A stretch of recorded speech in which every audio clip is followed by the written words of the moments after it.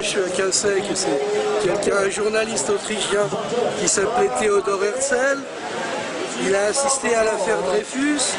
Il a dit « Je veux créer un État juif pour qu'il n'y ait plus jamais d'affaires comme celle-là ». Or aujourd'hui, dans cet État, des affaires Dreyfus, il y en a tous les jours et encore pire que ça.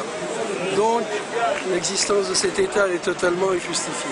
Maintenant, il faut analyser les choses plus en profondeur. Dans la Torah, c'est écrit qu'au moment de la destruction du second temple, Dieu, du fait de la haine gratuite qui régnait entre nous les Juifs, j'étais en train d'expliquer, chacun sait que le second temple de Jérusalem a été détruit. Pour quelle raison Dieu l'a détruit? J'ai quelque chose que je suis un peu gêné de dire, mais c'est pas grave si on m'écoute jusqu'au bout. Il existait une haine gratuite entre nous et Dieu avait décidé de nous exterminer totalement.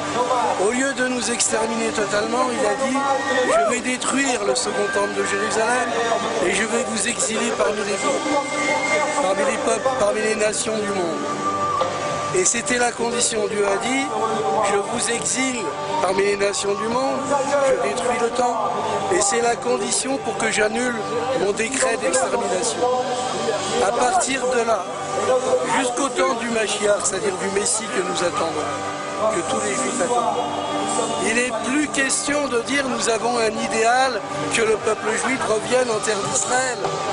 C'est totalement absurde, puisque la condition pour que Dieu annule son décret d'extermination était que vous acceptiez, avec amour d'ailleurs, le fait d'être exilé.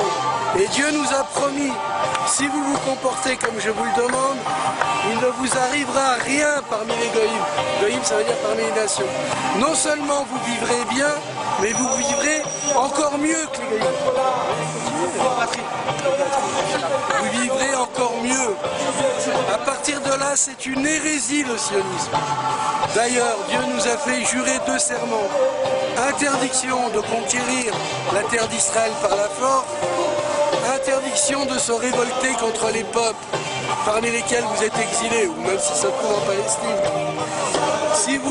Si vous transgressez ces serments, il va vous arriver des catastrophes.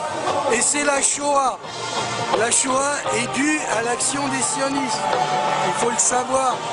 Les sionistes ont fait la Shoah.